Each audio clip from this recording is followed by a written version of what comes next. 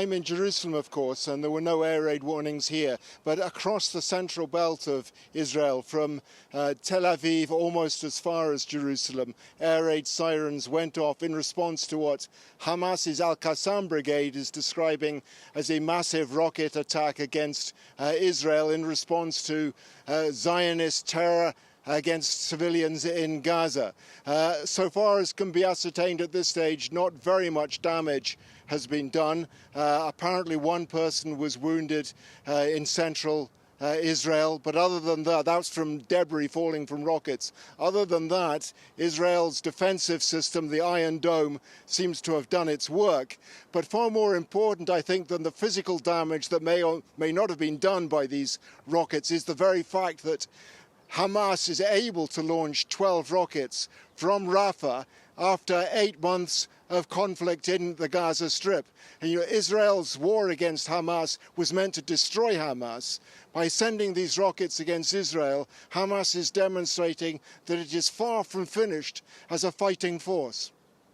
And Rob, this comes as there had been very little hope for any sort of ceasefire negotiations, although Israel now is sort of starting to talk about it. They say that, their war cabinet is going to be meeting this evening to discuss a ceasefire. What more can you tell us about that?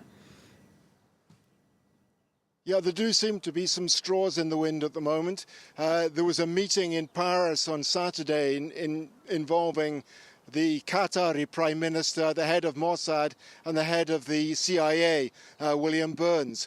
They were there to meet to discuss an Israeli proposal, apparently, and it appears that Benjamin Netanyahu, the Israeli Prime Minister, has given negotiators, the Israeli negotiators, greater leeway to try and forge a deal this time round. The negotiations apparently are due to start on Tuesday in Qatar.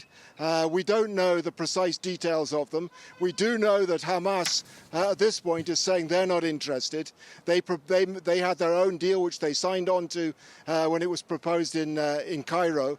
As far as they're concerned, that's it. Unless Israel stops the war, unless it withdraws its troops from the Gaza Strip, they've got nothing to talk about. This evening, though, the Israeli cabinet, as you said, is going to meet to discuss what came out of that meeting in Paris on Saturday.